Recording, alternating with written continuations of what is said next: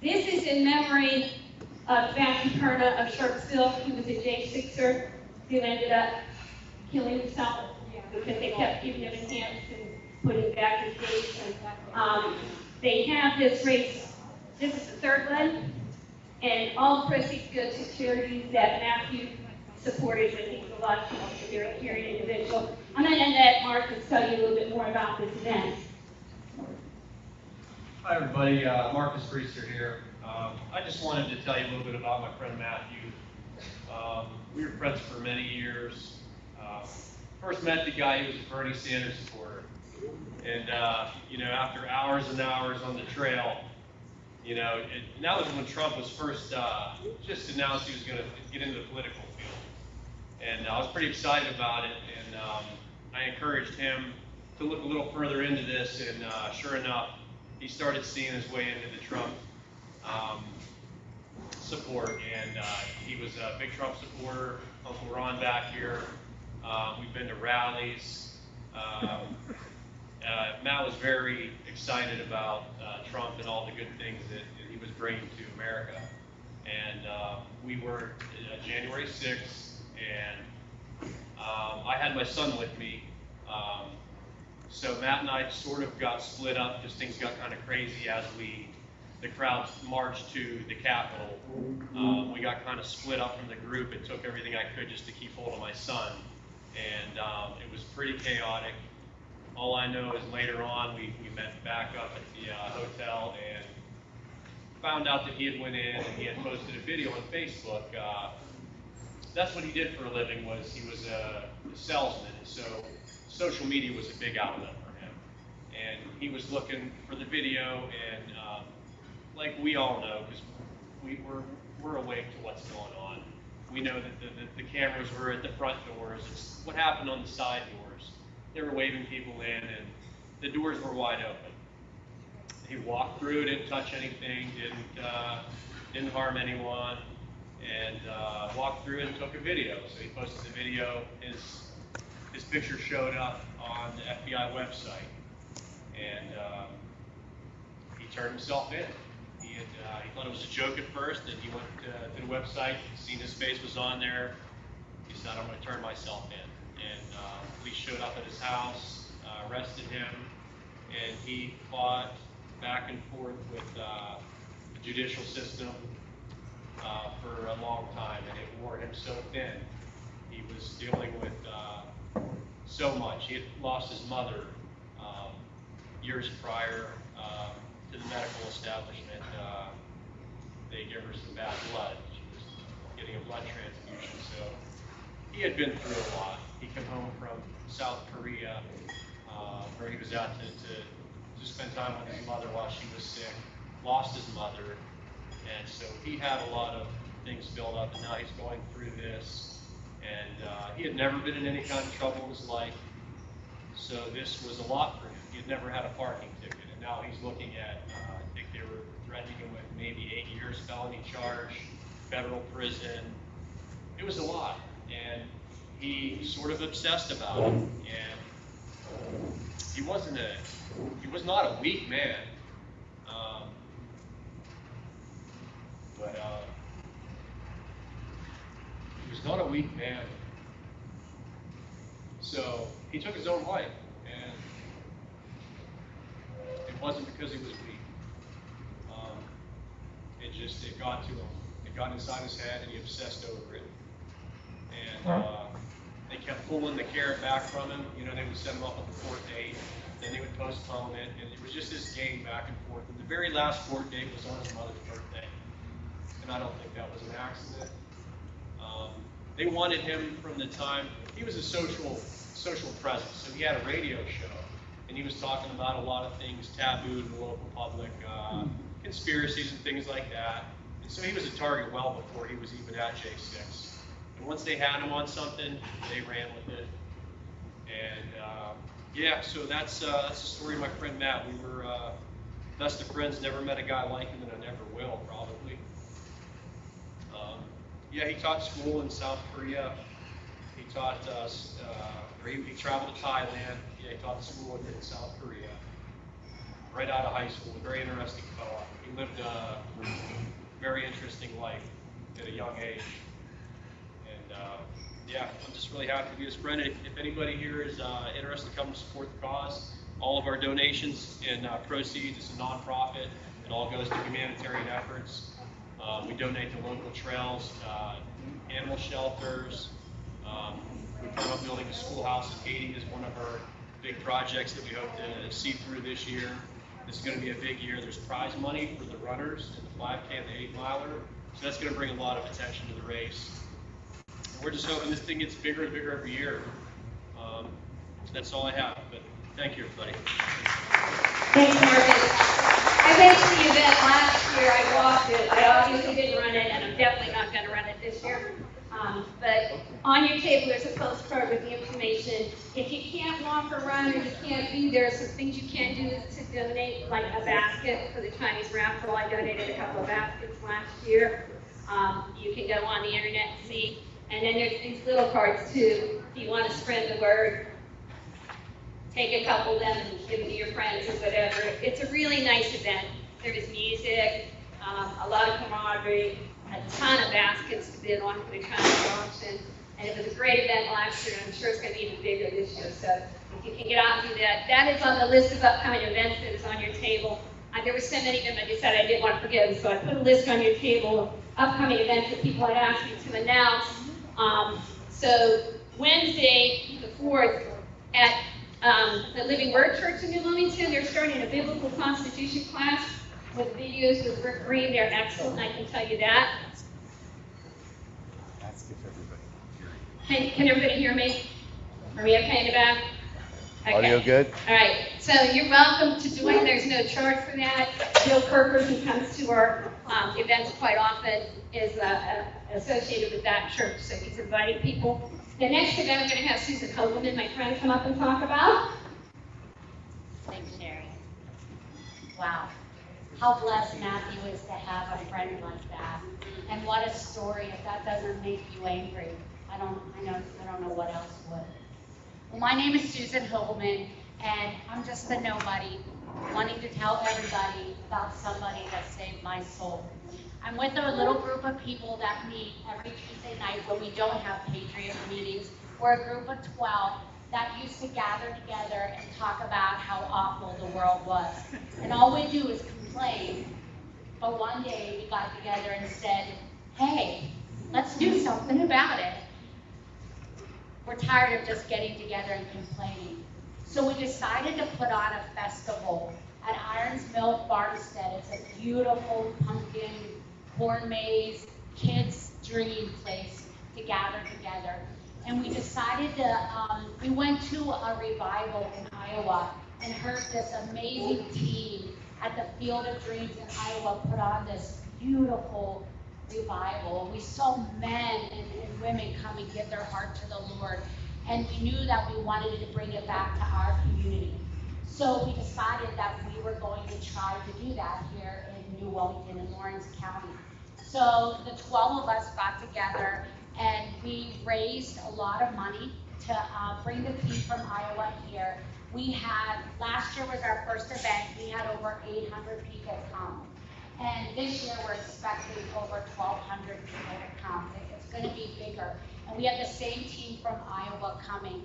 And it's called the Faith Family Freedom Festival. And our theme this year is unity. We believe that we need to gather together as one body of Christ, as Americans, as one family. If our voices, if we could all gather people together and make our voices heard, we would be a loud voice.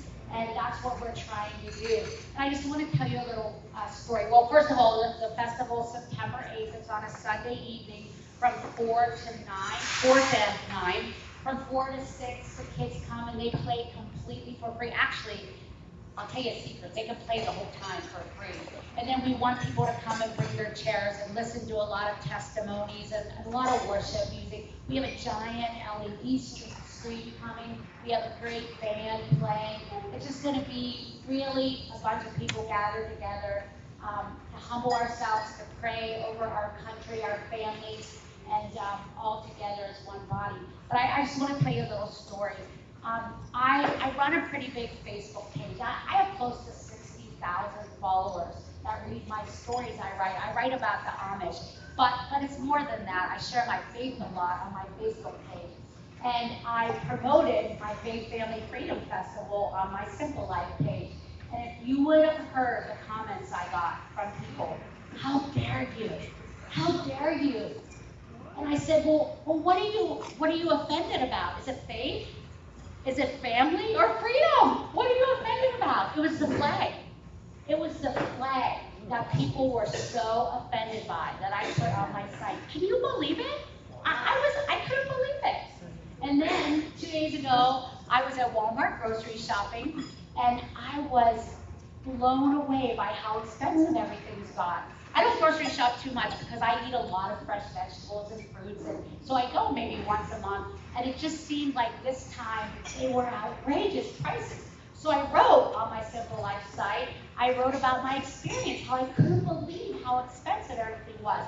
And I wrote at the bottom of my post, this is not a political post.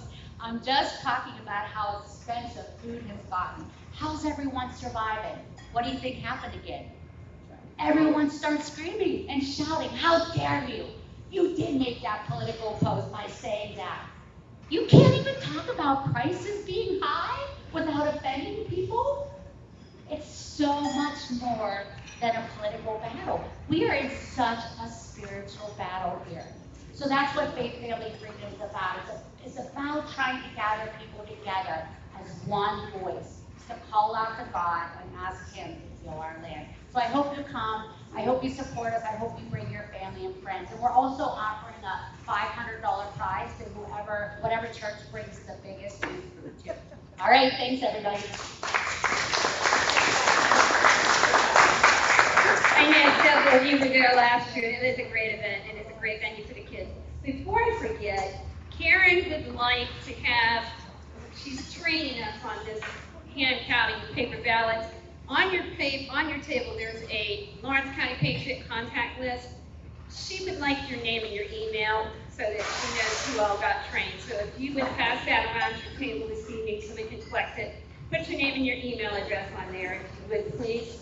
Share the Faith Family Freedom flyers, share the 5K flyers, fall dinner. The other thing I needed to announce, and I forgot to get the brochures, the Lawrence County Republican Committee is having their fall dinner at the 5 Phillies Farm on 208 in New Wilmington. It will be on September, I'm losing the date, 19th. It's that Thursday, anyway. And if you go to the Facebook page, it's on your paper there too. You can order the tickets. The 19th, it's a Thursday evening. It's a great fall venue. It's a barn, it's a wedding barn, it's beautiful this time of year. They have Furrow Brothers catered, they do a terrific job with food.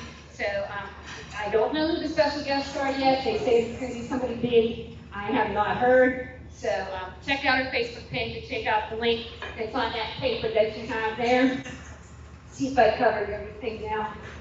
Okay. Okay. All right, again, don't forget to tip your waiters, waitresses. I also want to thank Joel D'Alessandro for bringing the projector and setting everything up for me, because I'm not able to do that and I'm not a great good techie. He's also going to live stream this on the Devote site, and I will be able to share it with people who aren't here on our Twitter live. So it's going to be live. So behave yourself, because you're going to be on TV live. Yes. Sure. I'm Matthew Perna's uncle. Put it up closer. I'm Matthew Perna's uncle. And Real close, quick, slow. anyway, I had to let Marcus speak because you don't want to hear me speak, okay? I get really upset. So I put a lot of my energy into trying to raise money for my nephew Grace. And if any of you guys want, I have raffle tickets. We have a $500 Sheets gas card. They're $5 a piece. And I have, we're raffling off 3 guns. A Henry 3030 Big Boy, which is a $900 gun. We have a 6 Sauer, which is a $600 gun. And we have the one I like the best is the AR shotgun with a 19 round clip. If I don't win it, I'm buying one. So if you guys want to buy a ticket, I'm over at that table over there. Thank you very much. Yeah, Steve Robbins got his tickets. Also, he had a friend come and ask to speak to something that she's been doing in Mercer County. Becky, come on up. Some of you have one of these forms on your table. I didn't have enough to put all the way around.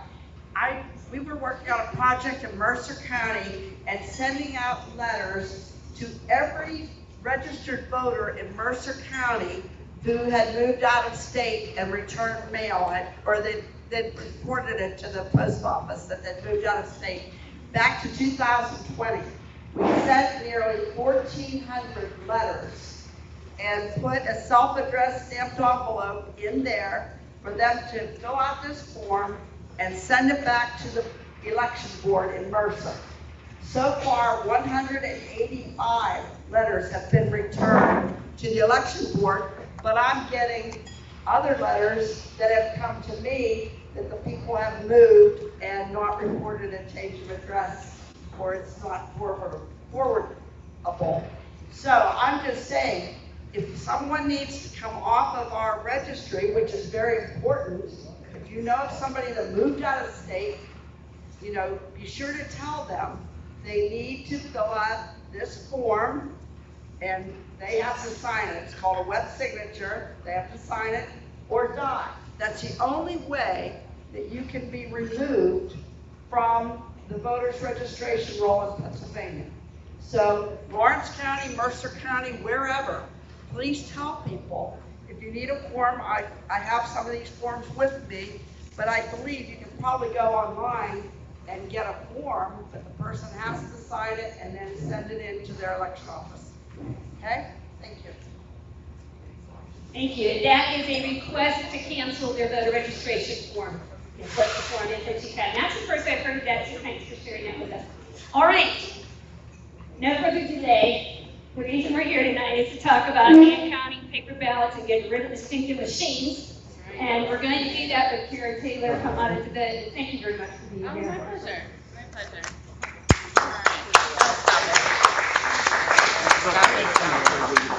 Nope, you're good. All right, can everybody hear me? I have a really loud voice, so if I'm too loud, I'm sorry, just let me know. Give me just a minute. All right, so I'll give you a quick little background so you guys know who I am, and then we're gonna dive right in. Everybody should have 4 sheets in front of them. I only had 50 printed today, so I'm sorry. You guys showed up a little more than I expected, which is amazing. But I'm sorry, so if you can, try and share the sheets. If not, I will give you guys resources at the end so that you guys can go on and either print your own at home, or if you need a refresher, you'll be able to go on the Cause of America site and be able to do that. So I'm sure most of you guys have heard of Audit the Vote PA. My co-founder and I, Tony Shoup, started it back in February of 2021.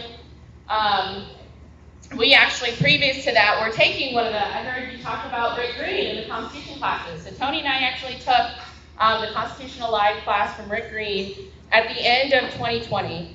And so we were in the process of taking that class when the election of 2020 happened. And, you know, Tony and I, by the second class, realized how politically ignorant we were.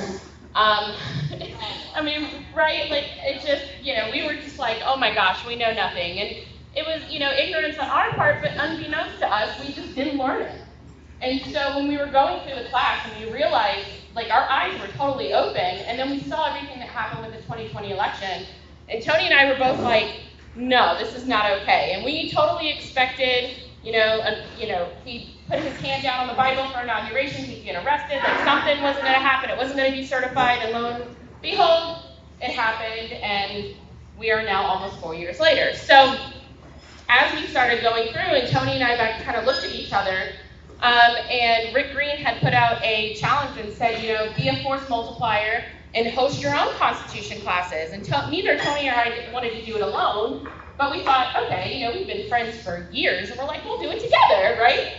And so we started hosting a class, and I started reaching out to some of the legislators thinking, well, how awesome would this be for somebody who supposedly is currently using the Constitution, right? That's what their job is. And so the first person I reached out to actually was Senator Mastriano, and immediately he responded back and said, absolutely, came on our Constitution class. Little did we know at the same time he had a slide on one of his fireside chats on Facebook. But we started talking to him about what was going on, what we were learning, and we said, is there any recourse? Because the Supreme Court changed the rules, Governor Wolf changed the rules, something wasn't right. And so he said, well, why don't you guys look at a class action lawsuit? That might be the way to go. So the next day, Tony posted something on her Facebook. Within 24 hours, there was 12,000 shares and people saying that they were interested. I reached out to a bunch of different lawyers in Harrisburg because that's where we were told to reach out to. One attorney actually did talk to me, and after a 20-minute conversation was like, this isn't the way to go. A class action lawsuit, first of all, takes forever.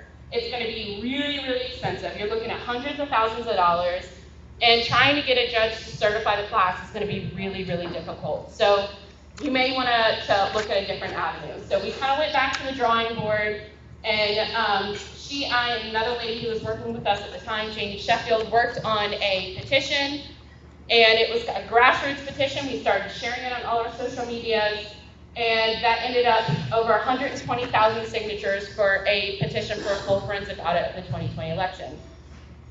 And that's kind of how we got started. The reason I bring all that up, I want you guys kind of to understand where we started.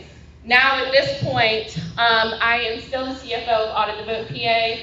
I as well am the chair of Westmoreland County Republican Committee District 1, which is Upper Borough, Lower Borough, New Kent, and Arnold. I'm the vice chair of the Phyllis Schlafly Foundation. I also work for Mike Lindell with all 50 states on election integrity. But all that sounds great, but really the most important titles that I think are mom, wife, sister, and daughter. That to me is more important than any of the other junk you guys heard a few minutes ago. And for me, this is why I do what I do. I have a 5 and a 7-year-old, and I see what's going on. I see what's happened to people like Matthew. I was just actually in Bedminster last week with Mike and some of the J6ers, and getting to see that and knowing what's going on in our country, and now having studied the Constitution for the last 4 years, I see what's at stake. And I realize that it has got to be up to we the people to really kind of take our country back. And I don't mean, physically as far as violence. I don't condone that. We do it constitutionally. We do it peacefully. However, when we have our election system that nobody trusts, right? And this is both sides. Election integrity is not a partisan issue. It is an American issue. But when we have people on both sides that don't trust our election process, there's a problem. And there's a lot of people that don't even want to come out and vote. I hear it all the time. Karen, why should I go vote? Because I don't trust it. And so, to me, after doing as much research as I have, finding out all the issues we have with the machines, and I could go through all that. I'm not going to do that today. If you want to know some of that, pull me aside afterwards and I'll talk to you. But really, the only way I think we're really going to be able to take our elections back and have full, transparent, free, fair elections is by going back to paper ballots, hand counting, one day, hand-marked paper ballots. That's the only way I really feel that we're going to really be able to take our elections back. So now that I do work with Cause of America, this has kind of been a really big passion of mine, is going around Pennsylvania, because God forbid something happens on election day. Director Christopher Wray has been telling people for months, oh, we're going to have a cyber attack. Or, we've seen what happened in Northampton County, right? I don't know if you guys are familiar with that, but just this past election, Northampton County, they use ES&S machines. They actually had the Superior Court retention race. The judges that were on there were flipped on the ballot. So what people were choosing they have a ballot marking device, which means you pick your choices on a screen, and it prints it out on a piece of paper that then goes into a tabulator. And so what was happening was there's a barcode at the top of that ballot, and then underneath there's names written. And what it was doing is the barcode was not matching the names written. It was actually flipping the judges. And so ES&S, which is the machine company there, actually came out and admitted, oh, we programmed the machines wrong. So if they're already admitting that they're programming the machines, you know, who knows what's going to happen? I know everybody, you know, there's some people who want to call me a crazy conspiracy theory election denier, but after canvassing over 5,000 houses with our organization, not me personally, but we had some amazing volunteers. I did canvass in 5 counties, but to see what I saw and to see what people were telling me on the ground versus what the official State Department data says, it's enough to see there's issues, right? Yes. So, all that to say, let's get into the fun stuff. All right, so I'm going to try and get this done in 60 minutes. Yes? Sure.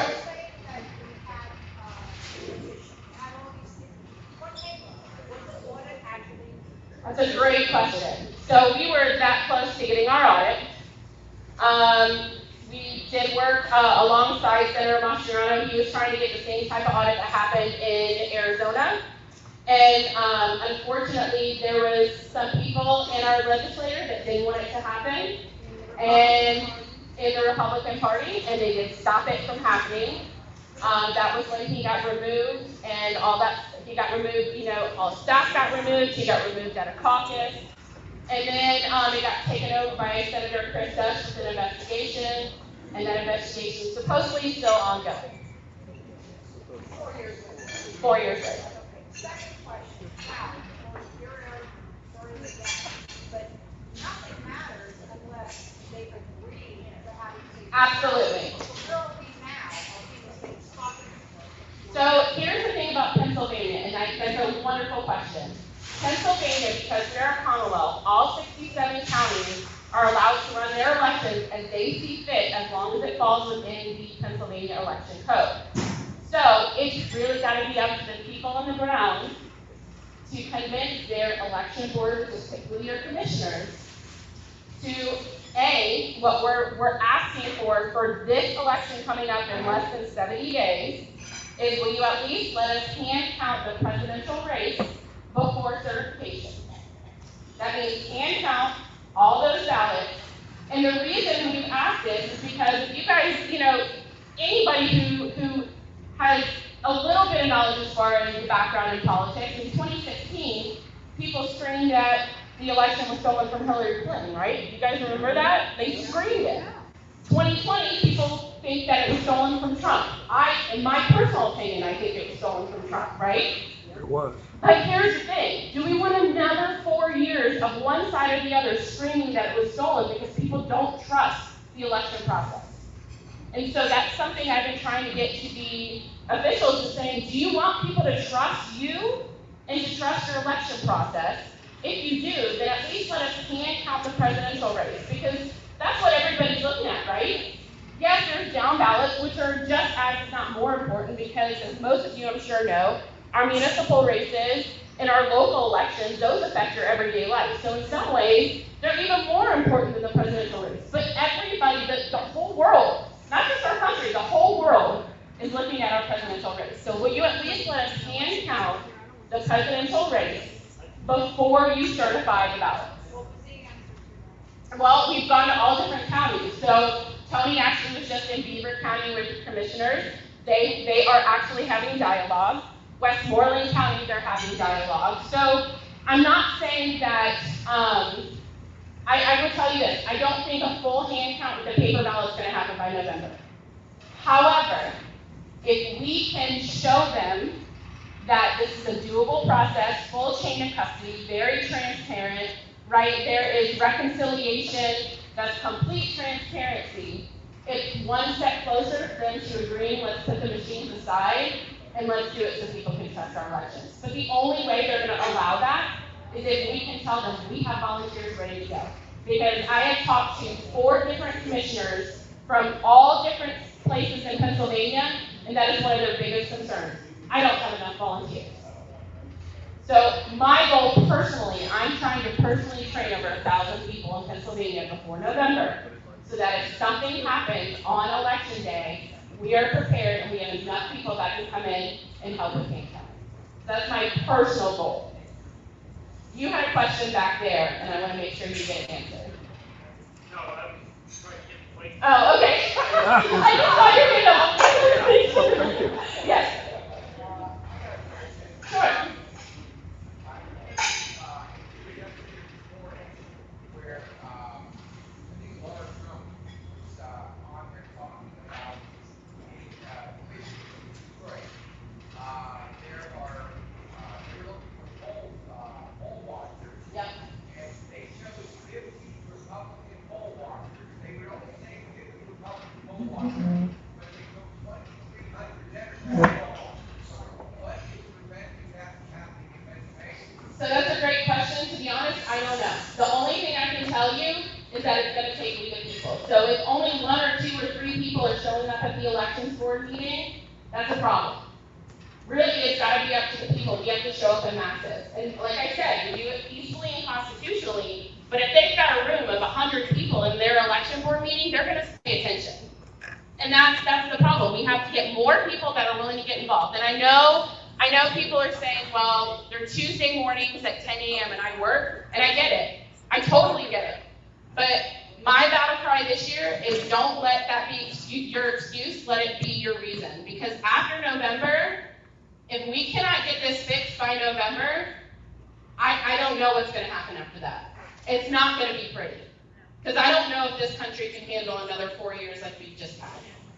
All right, so I'm new, I just moved here just a couple months ago. Okay. I have not seen, where's Trump headquarters in Mercer County? Where is where's Trump headquarters in Hermitage? Because that's where I work. We can talk to you. Yeah, we'll get you connected with the Mercer people for sure. Yes, right behind you. I have a question. Sure. We the people, I mean, we know government doesn't move fast. So what you're trying to do is count ballots. If you're just talking to these commissioners, are gonna somehow say, we'll bring you to the table. Anybody that's a smart person in government knows, no, they have processes, procedures that have to be followed. So no matter what happens, so where is each county's accountability when you bring something and when it can be enacted on, there are processes. It has to be brought 30 days before it can be voted on, in 60 days, it's gonna be enacted.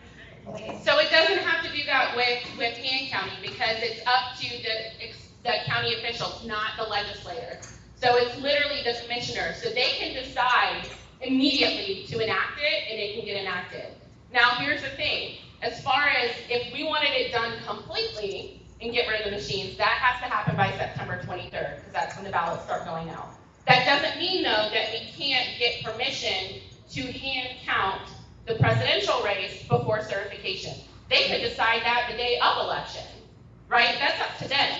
It's really up to the county commissioners. And that's why I say it's gotta be, the people have to then hold their legislators accountable, right? They're elected officials because they work for us, right? They are public officials. They are servants. They're public servants, right? We are the ones that vote them in, ideally. And so really, I mean, they understand when enough people show up in front of them and say, we want this done, they care about their next election. They care about getting reelected. And so if enough people show up and can actually say, look, you're not doing your job as our elected official, and if you don't do your job, we're gonna replace you. The issue is people have to follow through, right? If people are gonna show up at these meetings and people are gonna try and hold them accountable, you gotta follow through. And that means that if we, as Pennsylvanians have to find people to replace the people that aren't doing their job, we'll do it. Right? So I think that's my biggest takeaway is let things be your reason, not your excuse. And get up at your rear ends and do something. Right? And not everything's gonna be for everybody.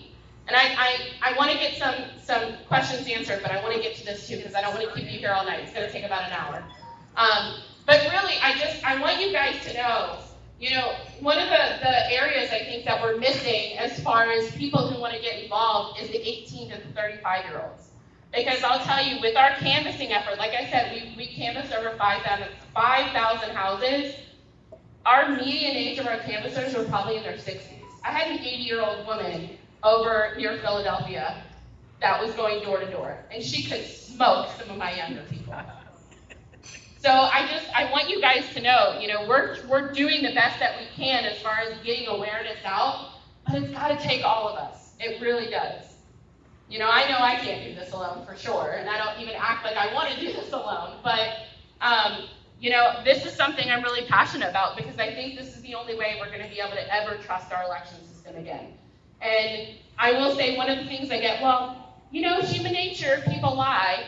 Well, I will explain how in this process that should alleviate that concern. Okay? So, one more question. I know, sir, you had a question. Yes, how do you segregate the illegal ballots from entering into the system? Because we count illegal ballots. When I give you these two here are valid, this one's illegal, and this one's valid. How do you do that and when you're counting? So I will go through all that with you. Yes. Okay, thank you. Yes. All right. So, let's get this started. All right. Okay. Some of this stuff we can pass. But do people trust the machines? Absolutely no. I will tell you that this is Colonel Sean Smith for you guys who don't know him. He works for Cause of America. And Colonel Sean Smith actually was with the Department of Defense. He actually used to help secure our nuclear weapons. So he's a little bit smart. He knows a little bit. But he was on a hand counting seminar and just explained how the entire regime and testing and certification that we've been told on the machines is protecting us. It's a joke. It's a farce. It's not really protecting us. And like I said, I could give you example after example after example of issues with machines that we've had that supposedly are supposed to be safe. They're not connected to the internet. However, they found modems in Michigan. And we could go on and on and on. But ultimately, machines can be programmed to do anything, right? Even if they don't have internet, they still can be programmed to do anything. And so really, hand counting is the best way.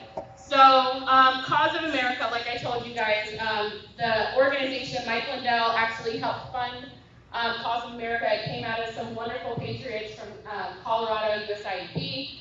And what Cause of America does is we work with grassroots in all 50 states and kind of meet them where they're at, right? We help support them, whether it be hand counting, whether it be legislation, whether it be legal, whether it be whatever they're working on in their specific state. A lot of states are trying to fight ranked choice voting right now, and jungle primaries and open primaries, and so every state kind of has their own thing, and it's really cool that we've been able to really work in all 50 states and really kind of talk to the grassroots on what they're working on and help support them in any way possible. So one of the biggest reasons also that I'm adamant about hand counting, like I said, continuity of government. So if machines go down, what happens, right? Are they going to cancel election day? Are they going to disenfranchise all the voters and say, well, the machines are down, so you can't vote? They can't do that, right? There is a clause in our Constitution that says that government proceedings have to continue going regardless. So this is just another avenue that you could always, and I gave you guys markers, but ideally, if you're going to be actually doing the hand counting, you have a Sharpie. So I've even been telling people, bring a Sharpie with you. If you've been trained how to hand count, bring a Sharpie with you, because just in case, if God forbid something happens, you're prepared and ready to go and say, look, I know how to hand count, I've been trained how to hand count, and I'm ready to go, right? Can't hurt. All right. So we've been calling it Operation Victory Gardens back in, the day when the soldiers were out, right? It was up to the communities to continue having things going. And what they did is they planted a victory garden to make sure that they continued the process of everything going while the men were out fighting for our country, right? And so this is kind of our own avenue about how to do that. Learn how to hand count so that we can keep our government going if, God forbid, the machines go down. All right. So my coworker Linda Rance out of Missouri created a 300-page e-manual on how to hand count. There's over 60 pages on this process specifically that I'm going to go over. And like I said, at the end, I'll give you guys all the resources. And then Sherry, I'll make sure I'll email you everything. So if you want to send an email blast out, you can. But, we'll make sure you have all the resources that you need if you want a refresher on this, or anything like that. So, all right, let's get training. So, here's the, one of the myths is, well, it's going to take forever, right? So this method we're using, it's called the Missouri model. Tony and I have actually scoured through our statutes in Pennsylvania, and our statutes actually are very, very similar to what you guys are going to learn here. So we're going to use the Missouri model as our example. The main difference that we noticed is that in our statutes it says we have to use triplicate paper. So from what we're understanding, it's that paper that has the yellow and the pink behind it. So obviously that would have to be ordered. And then the other thing is, on these sheets that I gave you, if you guys look, all the reconciliation is done on the left. Well, Pennsylvania law says we have to do it on the right. So I would just have to move one column on the sheet to the other.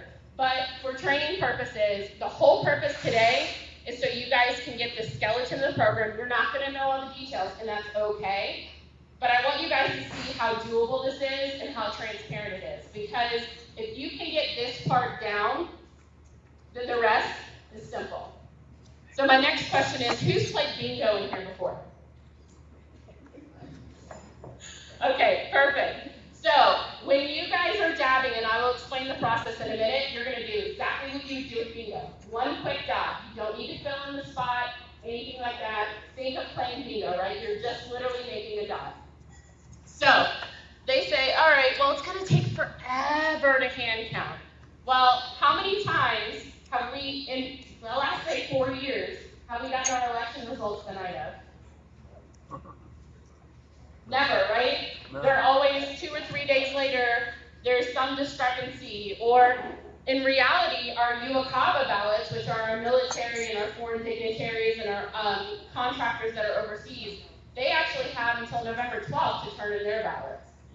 So, yes, I know normally they don't change an election, but if you guys knew at all what was going on this past election that we had, in Luzerne County, there was a race that was determined by 5 ballots. And that was Jamie Walsh's race, 5 ballots. So I tell people, if you think your vote doesn't matter, it absolutely does, because that was 5 ballots that his race was determined by. And that was a House representative race. That wasn't like, a smaller, which smaller races are important too, but that was a statewide race. So that's a big one, and that was 5 ballots. Yes? I do. Thank you. Okay, yes, we'll get you some markers. All right, so with the Missouri model, you're looking at about 50 to 100 ballots per hour per 4-person team. And that actually depends, because when we did a demo at the Capitol, Joel actually was amazing and helped us stream that. But I think we did 1 ballot in 1 minute and 12 seconds, I think it was. And that had 27 races on it.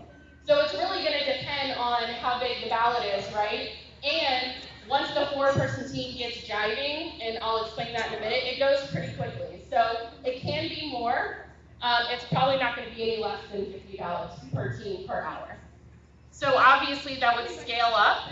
So if you have a smaller county, and I didn't put these slides on here, but one of the other things is, oh, well, it can only be done in small counties.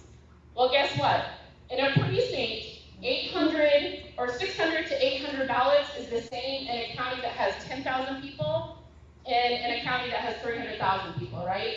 So ultimately, the goal is to get this back to the precinct, because right now, everything's done at central tabulation. Well, that's why it takes forever, because I live in Westmoreland County, and we have 300,000 voters. So yeah, that's going to take a while. But guess what? If you have a precinct that has 600 to 800 ballots, it's a lot easier to do than 300,000. Okay. So like I said, scale up. So I want you guys to look at that. Can you see my cursor? Probably not. Okay. So look at these teams, right? There's 4 people. You've got 2 on each side.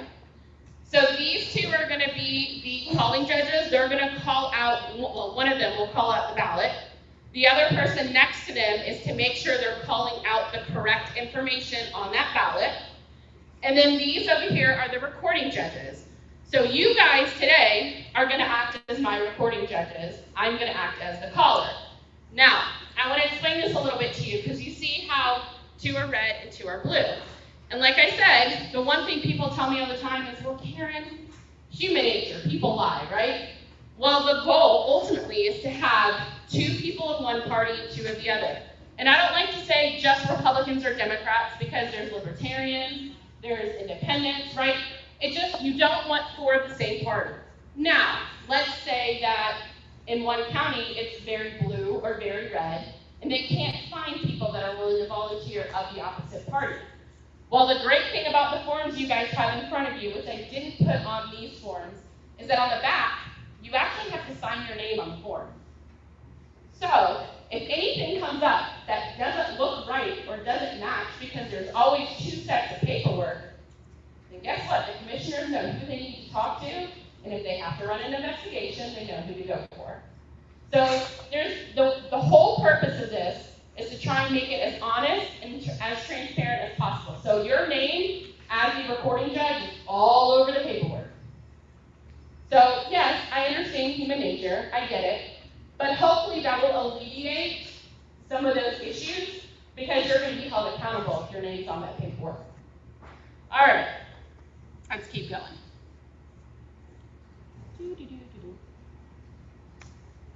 Okay, so those are the 4 sheets in front of you. Didn't it just go all the way to the end? Nope, it didn't. Okay. So that ballot tally form, I want you to look at that first form in front of you that already looks like it's filled out. So since I'm doing the condensed version today, you're going to act like you're coming in and replacing the person in front of you. So they already started doing those dabs that I was telling you about, right?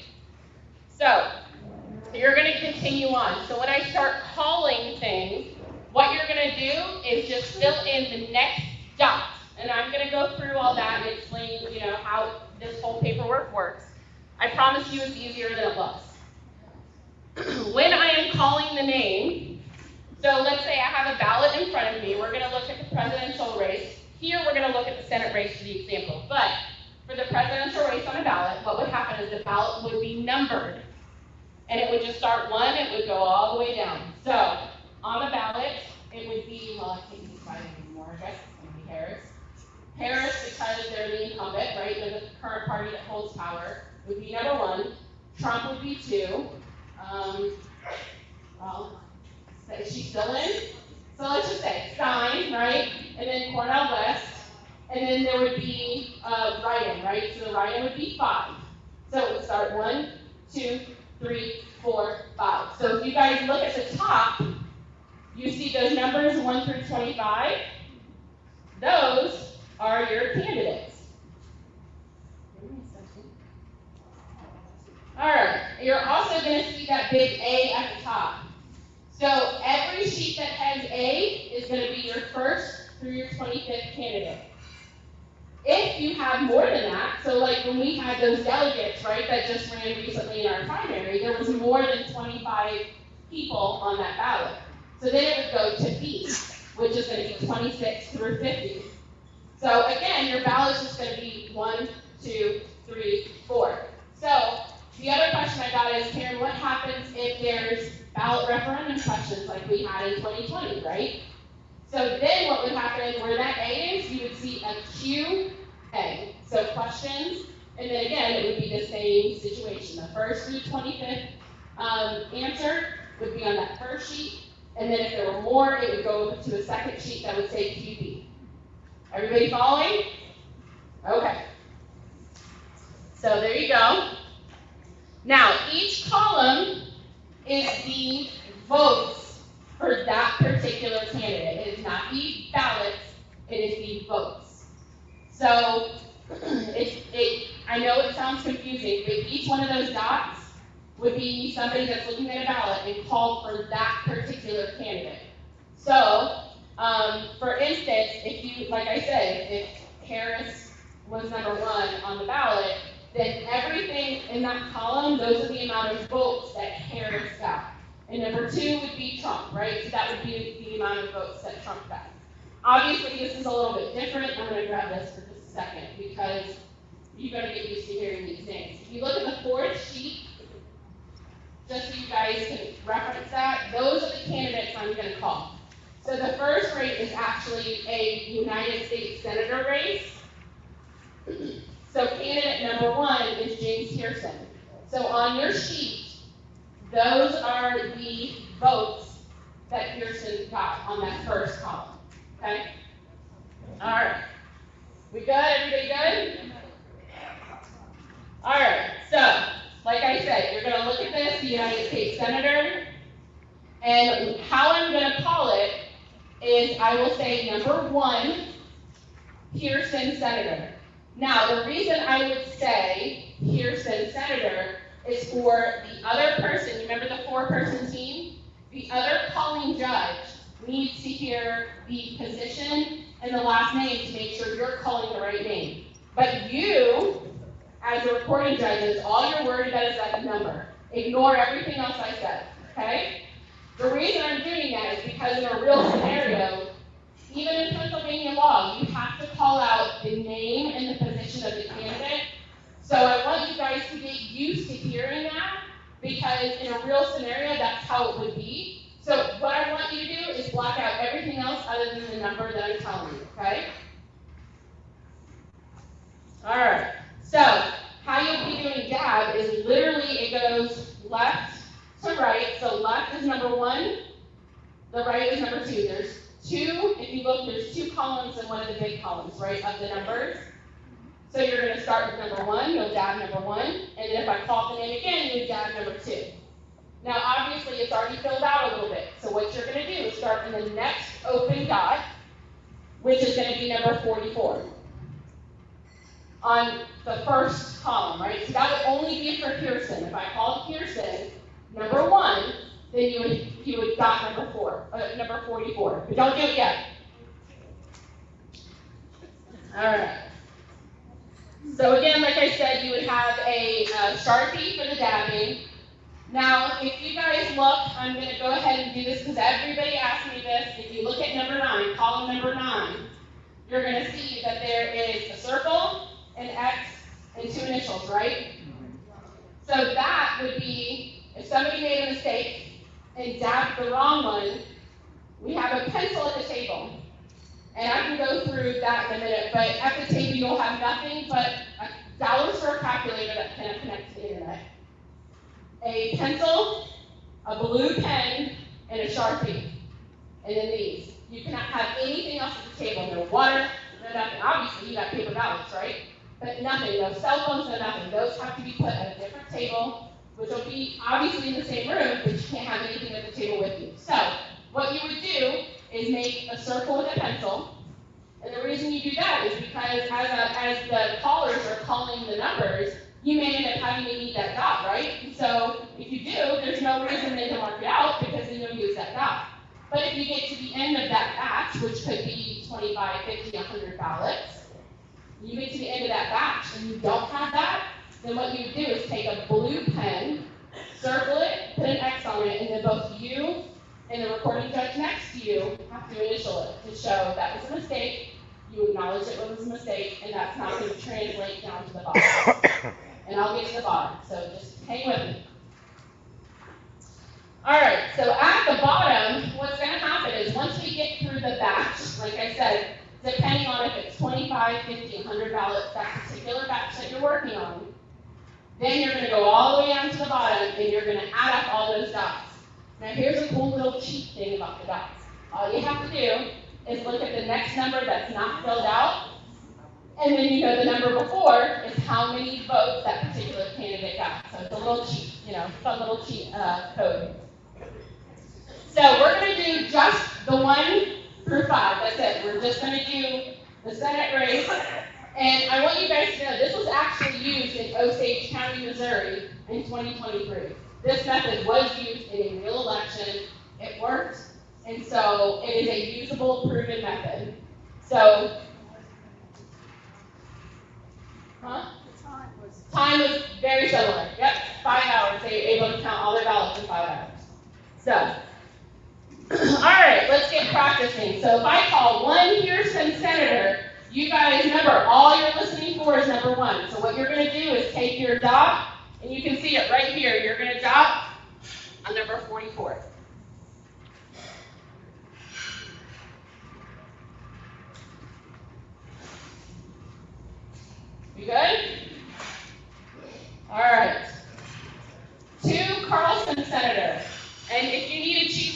up here. This will show you where you're going to go. Remember column number 2, and the next open one, which is 42.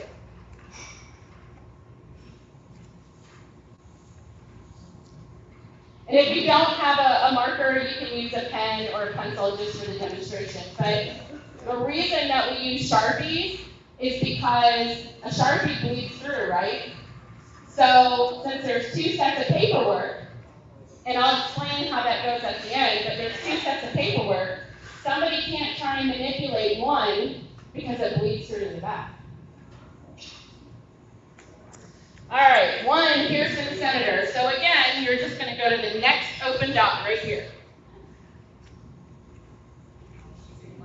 Yep. Question. Would you also recommend doing a Sharpie when you go to cast your vote on voting day? Depends on, so we don't actually mark our own paper ballots. So I think it just depends on the type of machine you have. It's a great question.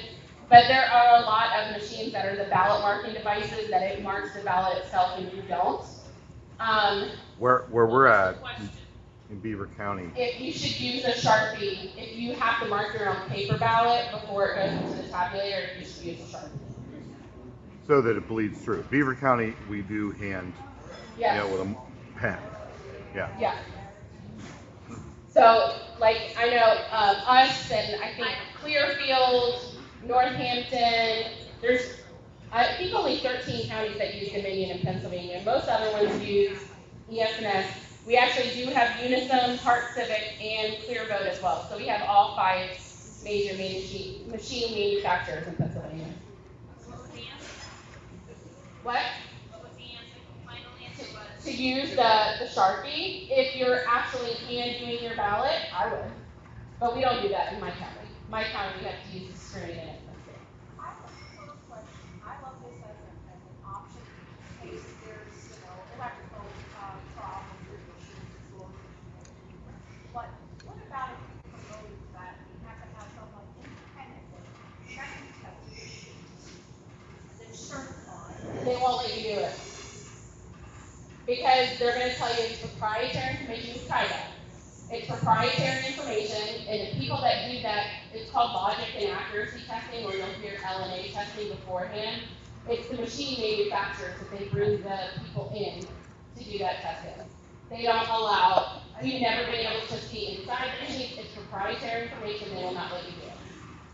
Per their contract, they'll tell you. But it's a great thought. They just won't let you do it. All right, 4 Rensinger Senator. So again, the next one open in number 4 is the number 2 dot here.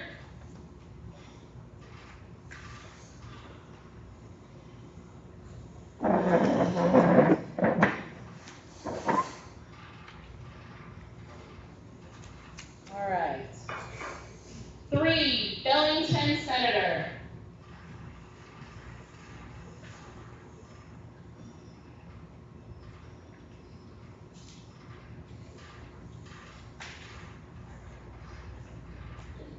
One Pearson Senator. And again, if you need a cheat sheet, you can always look up here. But you should be on number 46 on column 1. You should be on 42 on column 2. And you should be on 2 on 3 and 4. 2 Carlson Senator.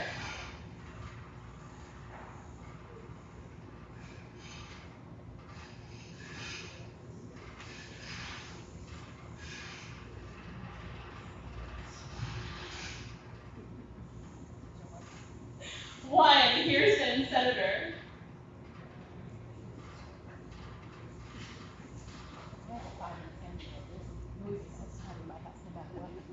Unless they're so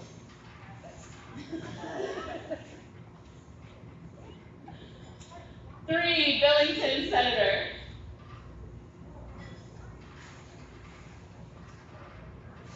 I'm going to speed it up just a little bit. 3 Billington Senators. Twice. Great question. The first time I did this, you're missing one. 1 Pearson, Senator.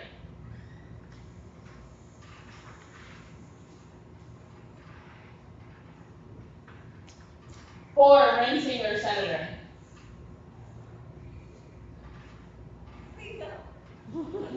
Love it. I'll come and check and make sure. Wait, no. 1, Pearson, Senator.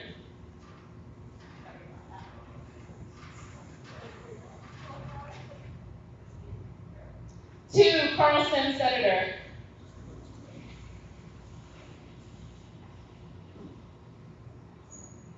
5, write-in, Senator. Now, here's something that I get a lot, is what happens with the write-ins?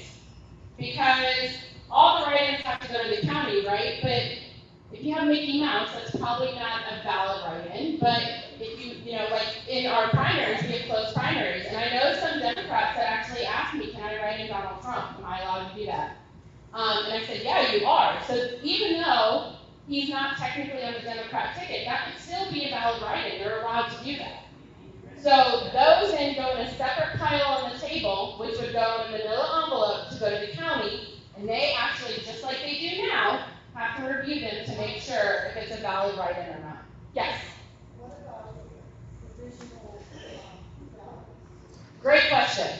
So, overvotes and undervotes and provisional ballots will all be put in a separate pile that then, just like they do now, have to go to the county, right? Because the provisional ballots have to be put in a separate envelope, spoiled ballots, right? It's all very similar. They go in a separate pile that then goes in a different manila envelope. But they're still going to be looked at for the races that are correct, right? Because even though with an undervote and an overvote on one race, if there's 10 races on the ballot, the other ones are still valid for hand counting.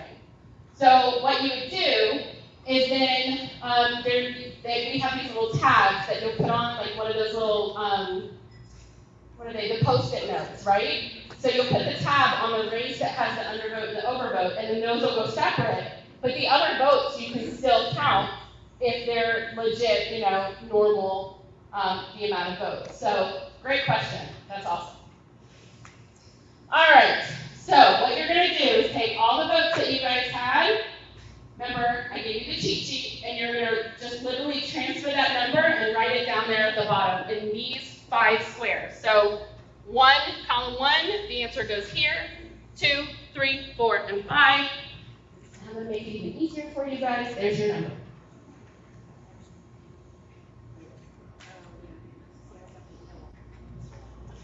And I got cheat sheets for you guys because as we get the bigger numbers on the next sheet, since I didn't ask you to bring calculators, and I'm not expecting everybody to have one, I've learned not everybody has a smartphone either, or I call them a dumb phone, but not everybody has a smartphone, so we took care of that for you guys. And then what you're going to do, once you have those down there, is, if you had a calculator, you would literally take all of these votes and then put the total here in the corner. And like I said, I got a cheat sheet for you guys, so that'll be your number.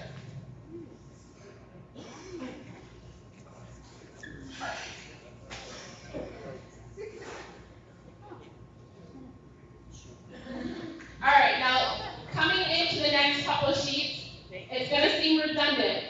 But if anybody has any sort of financial background, accounting, anything like that, this is all just the reconciliation process. So although I know it seems a little redundant, all you're doing is transferring the numbers from one sheet to another. I promise you, you'll see why at the end. I said this is so transparent. You're going to see every step of the process. Because right now, is there anybody that's a judge of elections here? Okay, that's even better. So the judge of elections, they're doing this process right now, but majority of the process, they have to trust that what that tape that the machine prints out is the actual number. Whereas here in hand counting, you guys see physically the ballots, the numbers, and then you're going to transfer them from sheet to sheet. So talk about transparency. You're going to see every single part of this process. All right. So you guys remember I said that there's 2 sets of forms on every table, right?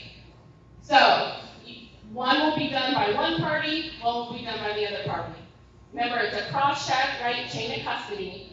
So what happens at the end of the night? Well, every precinct is going to have a folder, a 3-ring binder that has all this information in there.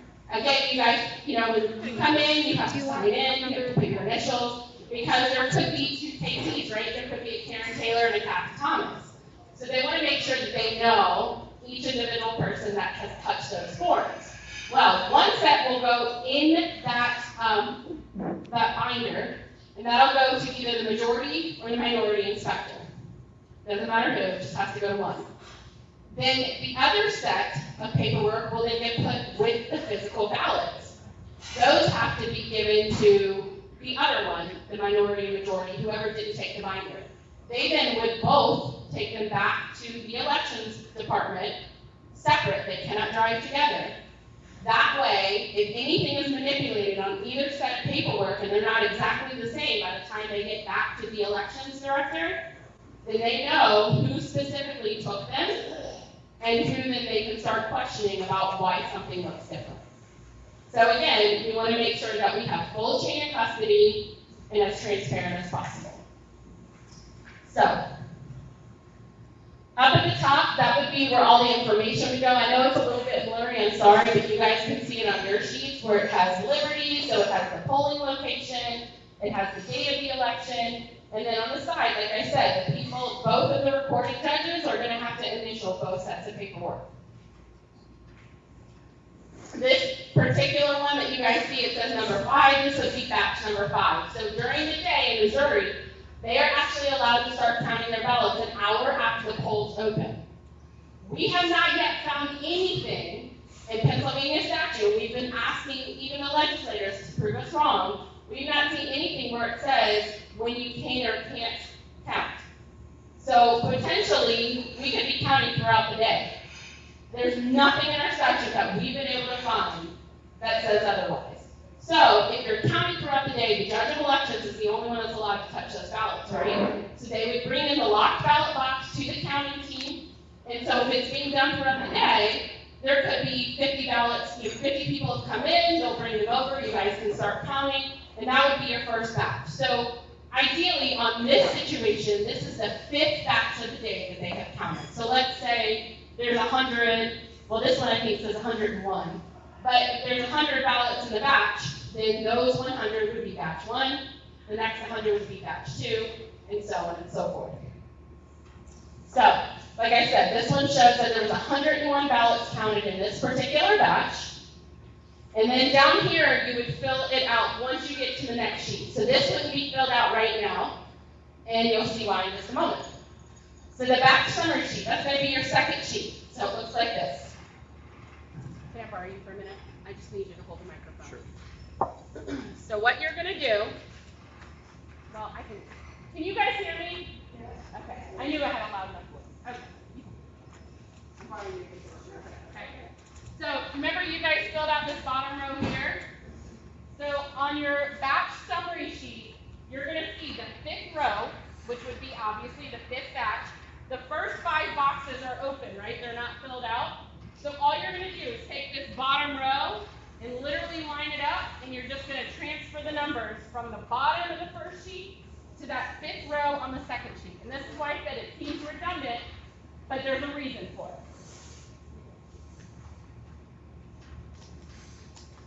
And it's the same thing, the first through, thank you, the 25th candidate, and then you're going to do the same thing. You're going to add those numbers, and like I said, it's the same style as the first one. So once you fill in those 5 boxes on the 5th line, right, 1 through 5, then what you would do is go from the top to the bottom, and you're going to do the exact same thing you did on the form before. You're going to add each number together in the column to go down at the bottom, right? And again, I know it's a big number, so I'm going to give you the cheat sheet. So that would be your numbers on row 5, right? Because that's the same numbers you guys had in the form before. And then you're going to go down to the bottom, you're going to add all those numbers in, and that's your cheat sheet for the bottom of that next sheet.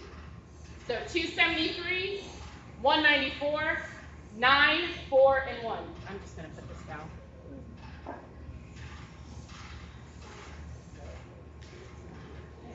We good? Can you go over that one more time? Yes. So on this back summary sheet, once you guys have filled out those first 5 boxes, which coincide with that first tally sheet, right? So same exact numbers that were at the bottom of this sheet, right? You're going to put the exact same numbers here at the bottom of this sheet. On row number 5, you're going to transfer those numbers, and the rest of the numbers are already filled out for you, so you should see they're exactly the same. So then what you're going to do is once those numbers are then transferred onto this sheet, you're going to go from the top to the bottom and add each line together all the way down to the bottom to get your total. Does that make sense? Everybody good? All right, I'll give you another minute to fill in those boxes. Now you're also going to see over here on this side, right, on the left side, we're still in the back summary sheet, still the same sheet we were on. So on this side, you're going to see there's, the 658, so on and so forth, right? So this would be the same number you guys had on that first sheet too, right? And this was what, 638, right? So then what you're going to do is the same thing on this row down here at the bottom. You're going to see there's 2 boxes. So the one that's farthest left, keep it open right now, right? Leave that open. But just as you've done with each column, you're going to add those in too. And that's your number there.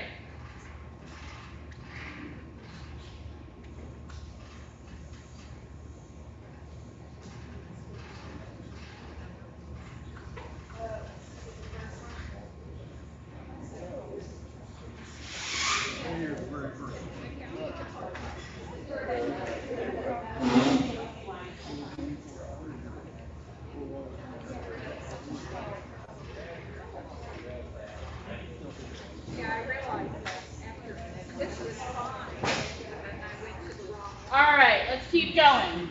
So, the reason why I said leave that one box open is because you're going to do the exact same thing on this one that you did on the first one. You're going to add all those numbers at the bottom together, and you should have the same exact number that you had with the other box. So all those numbers at the bottom should match all the numbers. So you're here on this sheet. This sheet. So this sheet, all these numbers here at the bottom should add up to the same exact number that these added up. Yep. So you're on that back summary sheet. Right now, that first tally sheet, put it aside. Because that would, if you were in a real scenario, that would go in the book already, right?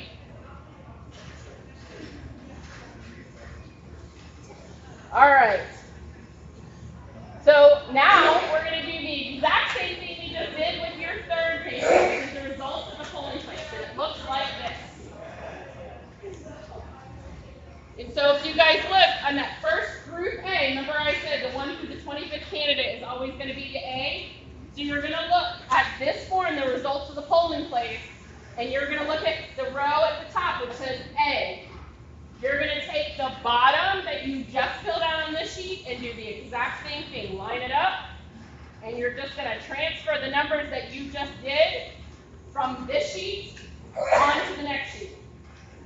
Like I said, redundancy, but there's a reason. So for the example, like I just said, you'll see the same thing. You're just going to transfer this says, A right here, the batch, page number 1 of 1. So then on the results of the polling place, there was only one batch for this particular thing, right? One batch summary sheet. There wasn't more than that. And so what you're going to do is take the bottom that you just did and just transfer it to the next form. And that's what it's going to look like. The same numbers that you just had, you're just going to put it on the next sheet. The first column is the number of the summary. Exactly. This is one, this is always going to be just one, right? Well, it depends. So if you have, let's say, 100 and something batches, then you'll have more than one sheet, right? But it's always depending on the candidates, right? That's going to be the A, B, or C. batches throughout the day, and those would go in the back summary sheet, and it would only be one sheet. But if you had more than, there's 18, so if you had 20 batches, there would be a second sheet then that you would have, and then it would be 1 of 1, and then the next one would be, or 1 of 2, and the next one would be 2 of 2, right? And then you would take the bottom of the second sheet, because that would be the total, right? So when it's 1 of 1, this is just the total of the one sheet. But if you had more than one sheet, you would take the total of the last sheet and put it onto this one, because the total of the last sheet would be all the batches of that day. Does that make sense? Okay. So if you look on this one, this is A, right? So right here, the result of the whole thing, you're always looking at A. So this is over the page. If you had 20 batches, there would be a second A. And it would say 1 of 2, and then 2 of 2. And then you would take the total from the second page, because that would be all 20 batches. Does that make sense? Is anybody really, really confused? You can be honest. I love this. Okay. Fairly simple, right? Good. All right.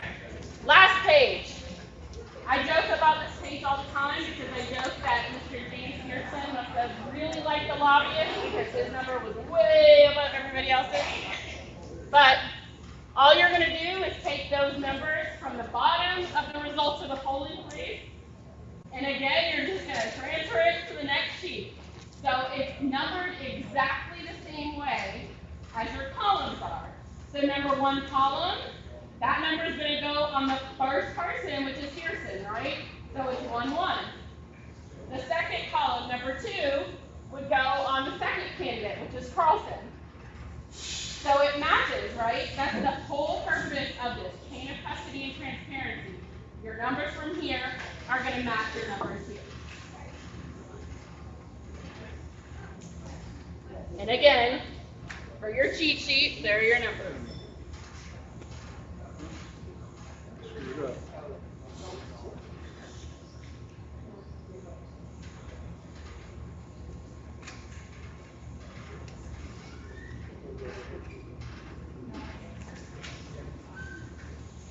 Everybody good? Yes, go ahead.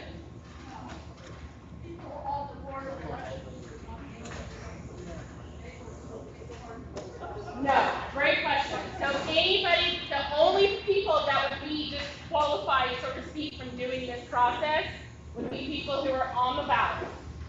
Because if you're on the ballot, obviously you shouldn't be counting your own risk. Unless you went with your nickname. Yes. I'm assuming this is just to replace the. Yes, that's the whole purpose. You can count the mail-in ballots the same way. So the mail-in ballot, they still have the same candidates on there. So you would use the same process as the mail-in ballot to make a call. Well, the whole goal is to get the mail-in ballots, the absentee ballots, and the new call ballots back to the precinct. Now, here's the thing. There's nothing, they're going to tell you, but there's nothing in Act 77 that says it has to be a population census. They're going to tell you there is. There is not. Well, why wait there? There's no difference. They put them aside. When they get the mail-in ballots, they already put them. So it's not different. Right? At the precinct, right? It's no different than it used to be. Exactly. So it's not easy. I got love this guy. Right? It's not, and so what would happen, ideally, if I talked to a commissioner about it, and they asked me, okay, well, how would that work? Well, you're already separating those ballots anyway by precinct, right? So if the judge of elections in that precinct comes to pick up all their ballots, right, all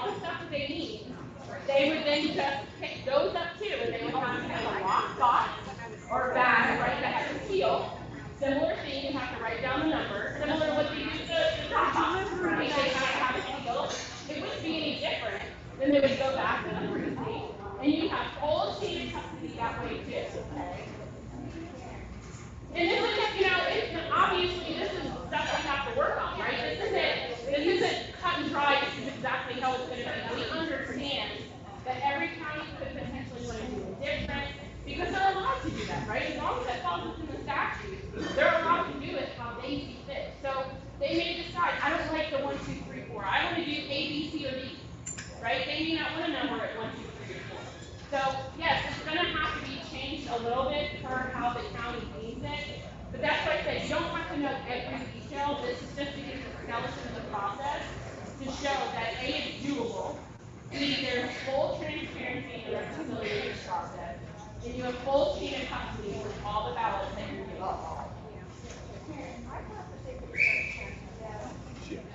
Yes, go ahead.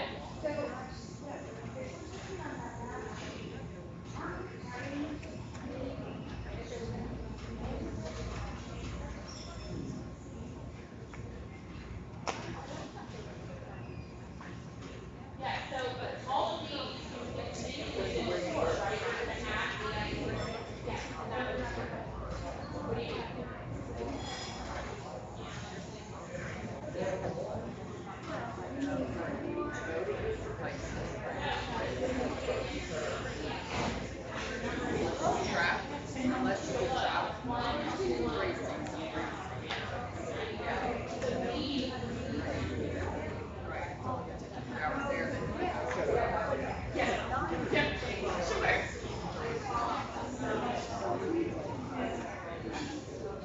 All right, we're almost done, I promise, I promise. So, what I didn't show, yes, you have a question? Here, I'm going to come over so I can hear you. Yep. So right now they're going to do,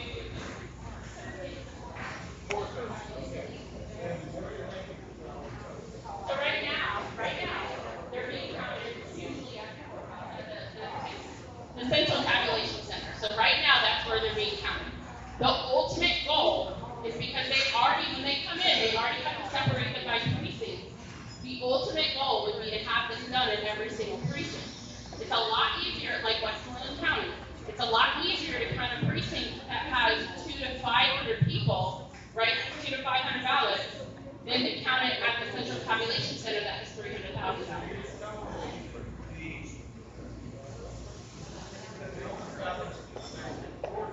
Right now. So ideally, right now they stay in the courthouse. What we would like to happen is when the judge of elections has to pick up all their stuff for election day, since they're already separating the ballots by precinct anyways, that then that judge of election would be responsible for those particular ballots that would have to be in a locked or sealed container. They would bring them back to be counted at the precinct level on the day of election. Yes. Yes.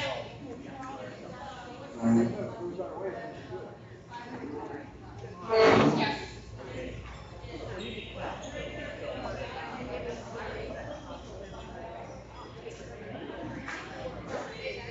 I will always advocate for going to the precinct on election day. Always.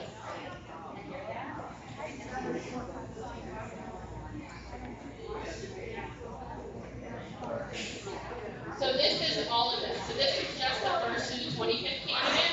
This would be the 26th to the 50th candidate. So when you're doing this to this, you're literally just matching 1 and 1, 2 and 2.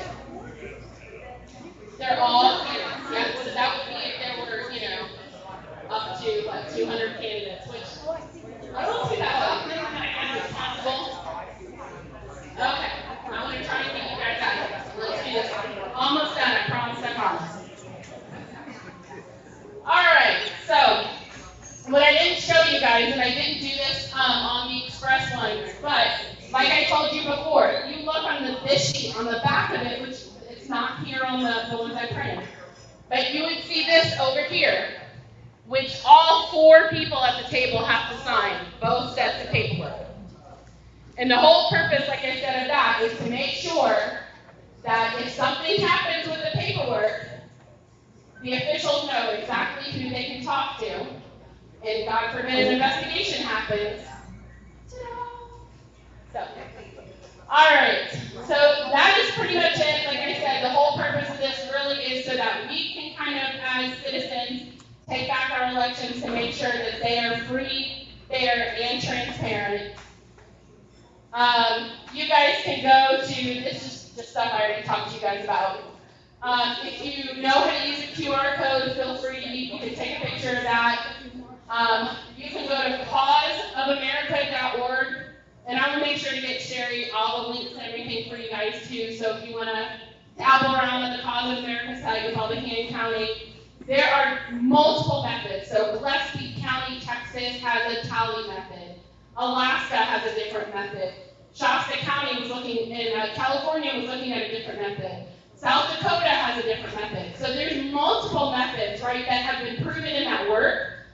We chose this one because it's the closest to the Pennsylvania statute. And like I said, we understand we're probably going to have to change things a little bit depending on what the county commissioners want. We have to change the form, obviously, to go from the left to the right. But ultimately, so you guys understand the skeleton of this process, it's very easy. It's very transparent. You can see every part of the process. And so at least I feel like in this part, people would have more confidence that we trust the results. And we may not like it, but guess what? We've seen it with our own eyes. We trust it, and we can move forward from there. So I am going to be doing September 7th in Beaver County. I'm going to be doing a train the trainers class, which means I'm going to train people to do what I just did so that we can be force multipliers and have people actually go out across Pennsylvania. I wish I could do all 67 counties myself, but we have less than 70 days and I can't. So I need help. So I'm going to train people. If you're interested, come see me afterwards. I can get you all that information if you're interested in learning how to hand count. What I just did, like I said, was the express training. I can teach you guys how to do that. That's 60 to 75 minutes instead of the train the trainers class. It's kind of an all-day thing. You have to train people how to do this. And I'll come to you too. Yes? I believe it's from like, what, 11? It's from 11 to 4. So it is a long day. We'll have lunch, we'll have snacks, we'll have coffee, I promise, because I'm going to need it too. It's going to be located at this place. It's right off of Route 51. It's in Bridgewater, PA, so it's not a bad drive, about 40 minutes or so from here. So, and it accommodates over 200 people. Yeah. So it's a renovated church, lots of room. Tell your friends, come to this. I have one question for you. Absolutely. So you're doing this, you're canvassing and you're doing this, but there's nothing to say that I came, that she came, that are you. I mean, wouldn't you think that you would take, like, we walk out, we give you our name and our information, you hand us a little cute paper that says, you passed this training, you were certified by XYZ. So there's a reason that I have her send me all the emails. That's why I asked her. You're going to get a follow-up email from me. Is that the sign up? Okay, yeah, but I mean, I don't know, it's like your back card, like kind of a concept, like, but when you want to have that, so that you were called that day, what, you're going to go through 500 emails, did I text you, did I give you the right phone number, did I give you the right email, no, this is all my letter. But when you want to have it, that they walked away and they had something, so if it happened, then you would have, everybody would be able to stand up and say, yeah, we all went to this class. Well, like I said, you're going to get a follow-up email with me with proof that you've done this class. So you will have proof that you've done it. But that's why I want it, because one of the other great things there, if you guys go on Frank's social, there are groups on there for hand counting, and that's where you can actually get in touch with Linda Ranch, who's the one who created it. You can ask questions. But when we have a list of everybody that's been trained, I was telling Sherry, we have people that come through the Cause of America website all the time that want to be trained. And once I have people that have gone through the class, I can actually send them to you guys once they've gone through the express training. And then you guys can actually connect in your local area so that you know other people that have been trained. Because it's going to be important when it comes to election day. If we have people in Mercer County and people in Lawrence County and people in Westmoreland and Beaver, you guys are going to want to be connected, because at the end of the day, if they need volunteers, you guys as a group can get together and say, we're ready, we're good to go, right? But you will get a follow-up email with me with proof that you've been trained. So that's why it's imperative for me to get your name and your email address. Yes? So when you're counting like this, even during the day, the judge of elections is busy. They are. So do you need a another judge to be on? So you typically have your judge of elections, right? You have your majority and your minority inspector, and then you have your poll watchers, right? Or poll workers, right? Right. So what you'll probably need is some extra hands to do the hand counting, because obviously the poll workers are gonna have to do that. So that's a question that we got from Beaver County. Well, it's gonna cost us more money. Well, not necessarily. It might originally, but long term, they're spending millions of dollars on these machines. Millions. When I tell you millions, $40 million plus dollars on these machines. So if you've got 7 people working the poll or 9 people working the poll, it's going to save you hundreds of thousands of dollars because you're never going to spend that much money paying people to hand count than you are for these machines. Because the thing with the machines is you're not just paying for the machine. You have to pay for cleaning. You have to pay for the printing material. You have to pay for the upkeep. Like I said, when they come do that logic and accuracy test, it's the people from the machine companies. That's part of the contract. Where do you store them during the year when you're not using them? Guess what? That room that they're stored in has to have electricity, has to have air conditioning. They don't add all that in, but all of that costs money. All of it.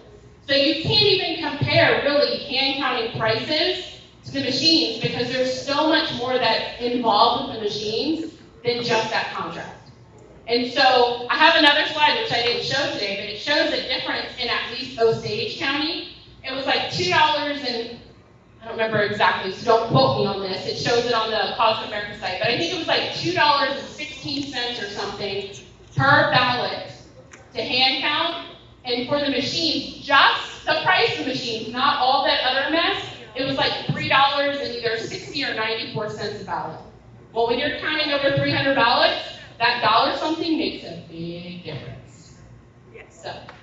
But what about the 2 judges? So back to the judges. So you'll have your minority majority inspector, and then you'll have the poll workers, and then you have your team to hand count, right? So if the judge of elections is dealing with, let's say, a spoiled ballot, or something that they have to do, right? Then you have your majority and the minority inspector that can come over and make sure that the hand counting team is doing what they're supposed to be doing. But it's not like they're gonna stand there the whole time and go like this, right?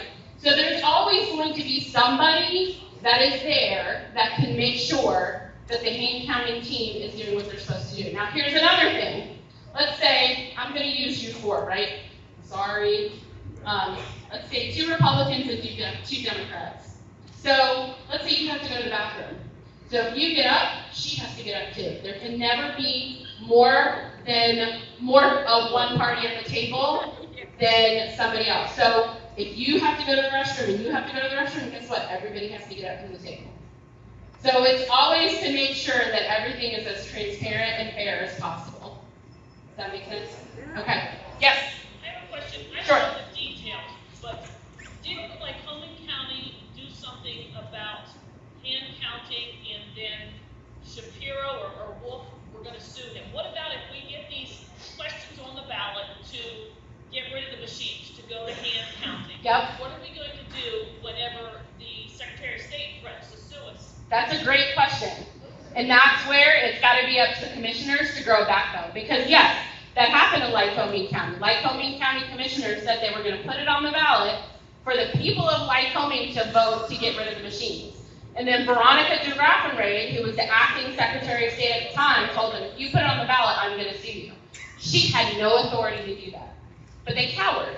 So She has no authority to do that. That's not within her authority because it's a constitutional amendment, and they're allowed to do that as long as you get the amount of signatures that the law deems. But they cowered.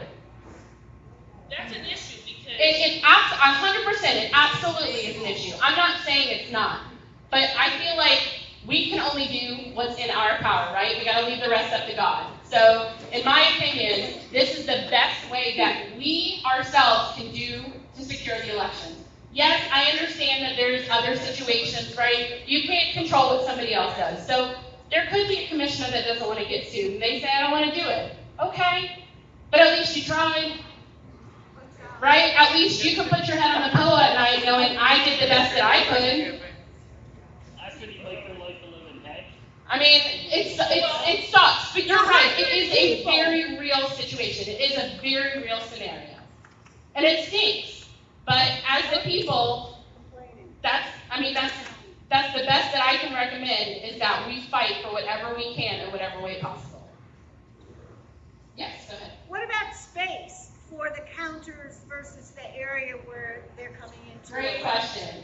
Great question. So some precincts are smaller, right? Yes.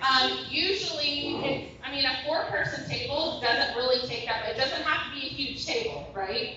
So obviously you'd want it away from where the voting machines are, because you don't want to interrupt people from voting, right? And you verbalize You are verbalizing. So yes, you would probably need to figure out either a side of the room that you can be on or something. And again, these are situations we have to work through, but we got to get them to agree first, right? And at least showing them the process, showing them how transparent it is.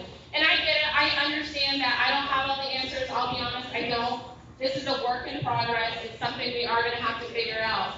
But I feel like at least this is enough where we can show the commissioners and the elected officials we have a real process. And yes, we'll figure out the details later, but if they're willing to at least have dialogue and talk with us about this, it's a step in the right direction. Yes? I know you guys have gone to a couple of counties to present this to the commissioners. We have.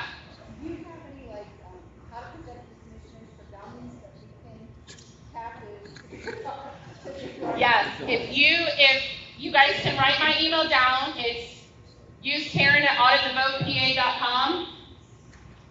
But yes, email me and I will happily give you kind of the verbiage and stuff that we've already used.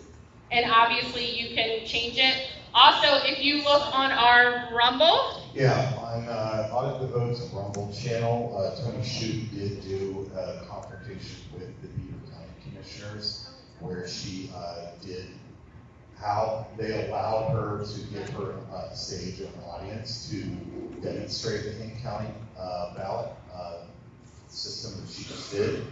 And they were all there. All the commissioners were in attendance. They stayed the whole time.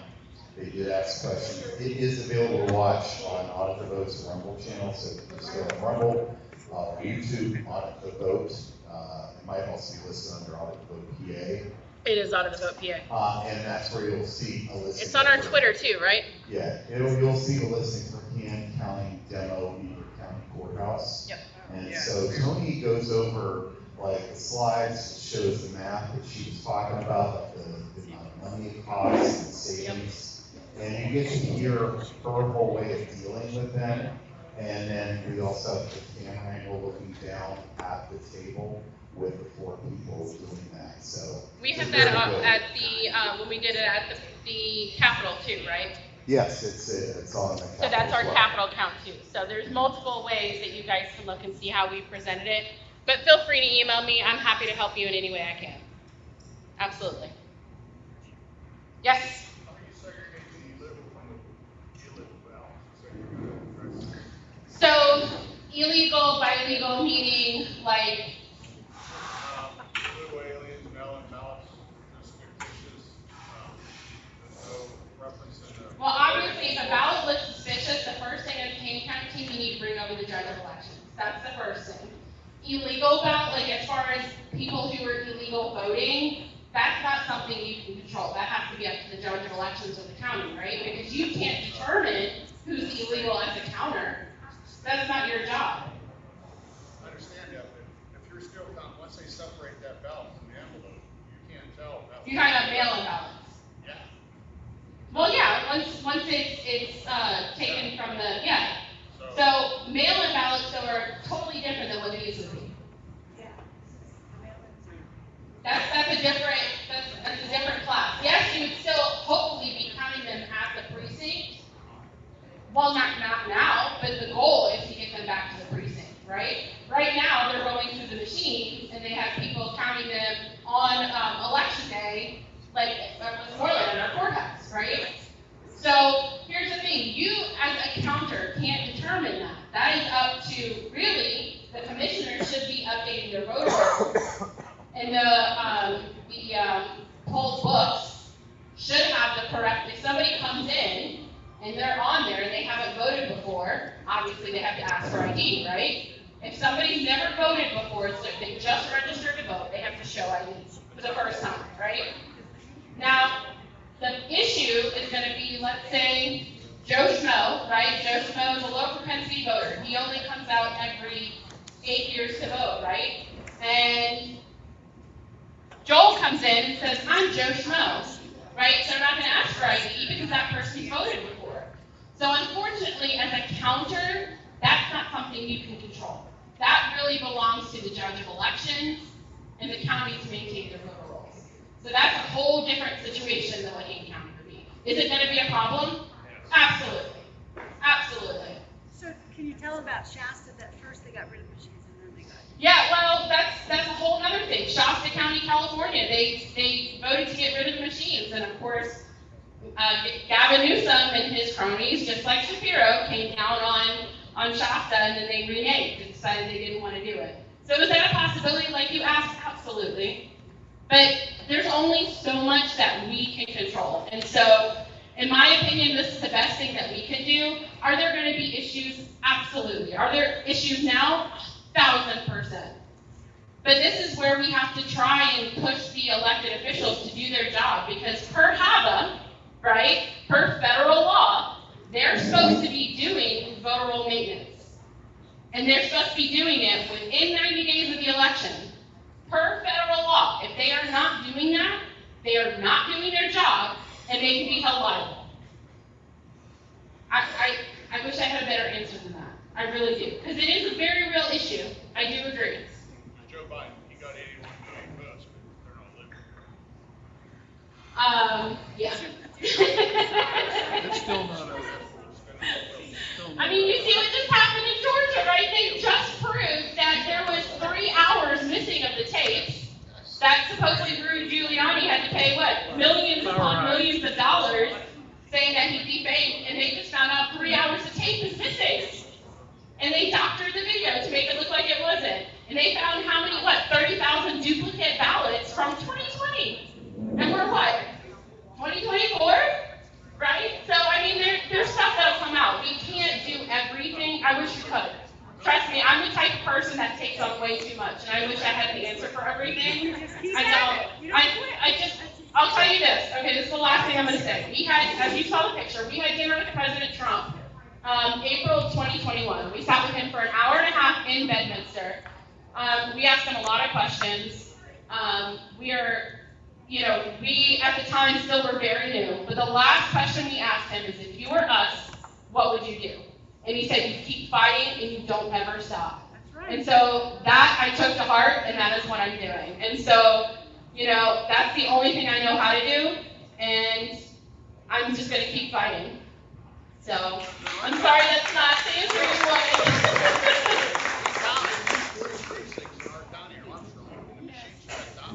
Yeah. And we did the LNA too. They opened it up to the public. We can go in and watch them do it. Yeah.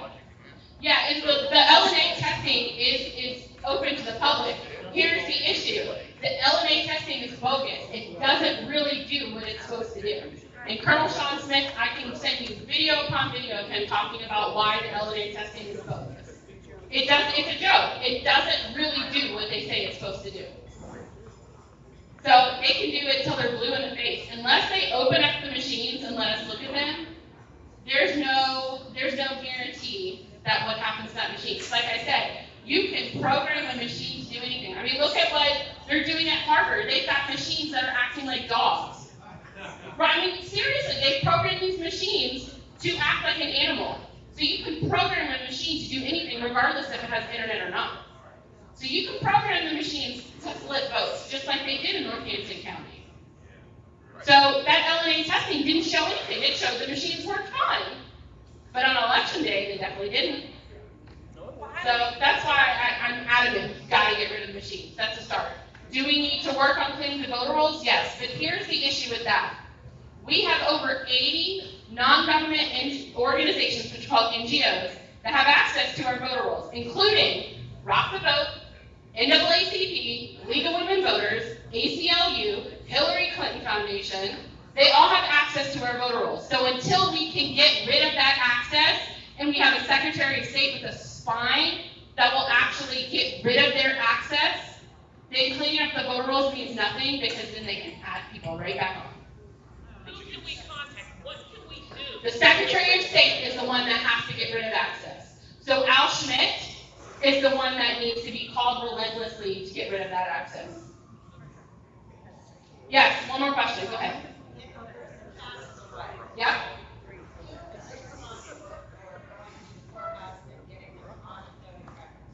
And if you happen to go years later and find out they are ongoing records, how do you get them off? Great question. So every county, we have learned, has a different process for that. Some counties will actually go through the obituaries daily. The coroner is supposed to do their job, I think every 45 days, and send in a list to the county of who has passed away for them to make it inactive on the voter rolls, but it doesn't happen most of the time. Some counties do go through the obituaries. Allegheny County told us that they just wait for the families to let them know. But there is a clause in our election law, and I am blanking on it right now. I think it's 3261, but I will find out exactly what it is. But as a citizen, you have the right, let's say it's your family member, right? You have the right to challenge that voter if you know they're passed away. And there is a process, there's an affidavit you have to fill out. There is a process that goes through that. But you as a citizen do have the right to challenge that. And then if they can prove that is the case, they do have to get them off the vote roll. But you, as a family member, can you go to the courthouse and take them off the record? You can show, some counties are different. It's going to depend on the county if they're going to allow you to do that or not. But let's say like you're the power of attorney and you have all the information, you have their death certificate and stuff, absolutely take it to the county. Because if you have an official death certificate and they're not abiding by that, it's a big problem. And that's where I would get the sheriff or the constable involved. And this is the other thing, the constable in Pennsylvania has a lot more authority than people know. They are the only law enforcement official that have any investigatory power over our elections, except for Allegheny County. The sheriffs do in Allegheny County. But in every other county in Pennsylvania, the constables are the ones that are the only law enforcement official that have power over the elections. I think we think that the undertaker will get that for us. And we. They should, but they don't. We spoke to the undertaker, who's third generation, and he said, I don't know. Yep.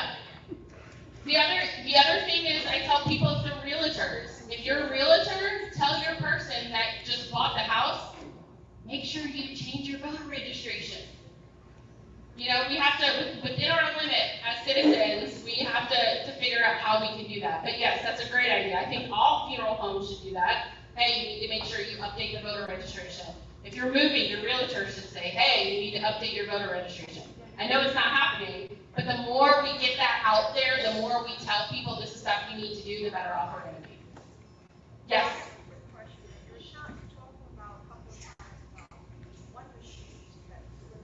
Yes. So, for the ESNS ballot marking devices, you know what? You guys can hear me. I'm going to turn this off. For the ESNS ballot marking devices, what happens is you have a screen, you pick your choices, you'll put in a blank ballot, you pick your choices, then it prints out the ballot, it shows the barcode, and then it shows names underneath. What most people don't know is that before you take it over there to the tabulator and have it put in the tabulator, you can put it back in the machine, and it'll read that barcode and show you what you just chose. Somebody did that, and it showed it flipped it. So they went to the judge of elections, and the judge of elections started having everybody do that, and noticed every single ballot was off. So then they had to go to the court of common pleas, and the judge said throughout the day there were multiple things that were ruled upon. Oh, well, you need to tell everybody this.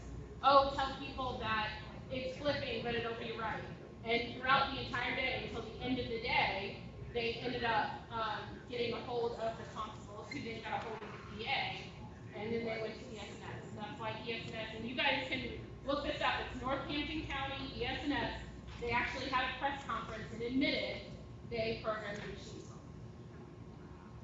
So what happened to all those votes? You know what, I don't remember what the outcome of that was, to be honest. What should have happened is they should have redone the entire election in Northampton County. But I don't think that's what happened.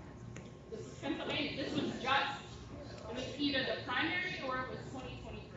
So you can put it in and just show. You can put it back in before you put it in the tabulator for the ESS machine. Absolutely. I do it to everybody. Everybody in my precinct, I tell them, you take that ballot and before you go put it in the tabulator, put it back in the machine and make sure what you chose is what pops up on the screen. See, our machines aren't like that. No, you guys have. We do counting, it's not like we're in. You guys have the paper, right? So yeah, so they're different and She's in Mercer County. oh, see, so your things are different in Mercer. Do you still have ESNet? Yeah, we have ESNet. Yeah, but you have to actually fill out the paper. Where ours is the ballot marker. So it is a little bit different for all the counties. Like again, every county has they run their election and they. But they've been programmed counting. That's a whole different issue. Like I said, I could go over and over. But thank you guys so much. You have my email. If you need anything, I'll stick around for just a little bit. But I appreciate your attention.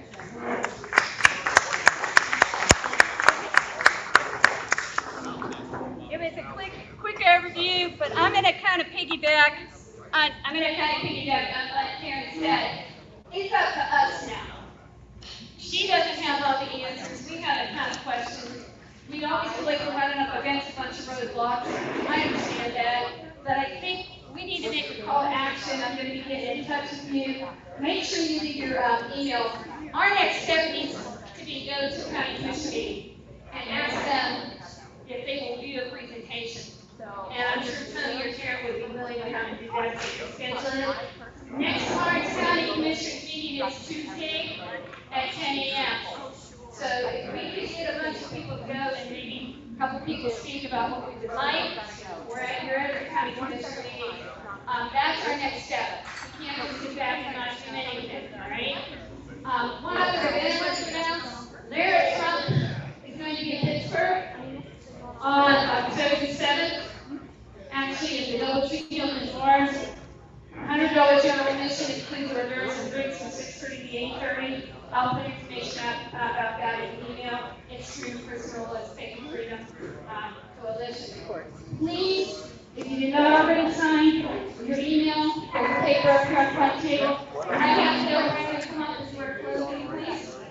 Mrs. Gail Redmond, or Cowboys for Christ, and we're closing prayer. Okay, so I have everybody's attention for just a minute. We're going to close in prayer. I want to read you scripture. And it says, "Behold, I'm coming soon." I see a lot of hats here. Right now it says 45 and 47. We are waiting for the second coming of Donald Trump to the presidency of the United States. Are you as eagerly waiting for the second coming of Jesus Christ? That's guaranteed. The other one we need to work. It says, "Behold, I'm coming soon. My reward is with me, and I will give to each person according to what they have done." Are you living for the Lord today? If not, this is the best time to start. Let's close in prayer. Dear Heavenly Father, we thank you for this night. Lord, we thank you for the information that we share here tonight. Lord, you know, you understand the frustrations, the questions. Lord, you have the answer to the questions. And so, Father God, for those of us who belong to you, who have given their hearts and their lives to you, we put ourselves in your hands. We put our nation in your hands, Lord, and we cry out to you, asking for your truth to overcome. And for all the deceitfulness and all the treachery and just the evil that's spread throughout this nation, Lord, I pray that you would confound it, that you would turn it against itself and let it consume itself, Lord. And we pray this in your name, trusting in you with all of our heart, all of our soul, all of our mind, and all of our strength. Because, Father, you are Lord of all. And for that, we give you glory. So let's just close tonight. We're going to sing God Bless America again. Lord. God bless America, land that I love. Stand beside her and guide her through the night with the light from above. From the mountains to the prairies, to the oceans, white with foam. God bless America, my home, sweet home. God bless America, my home, sweet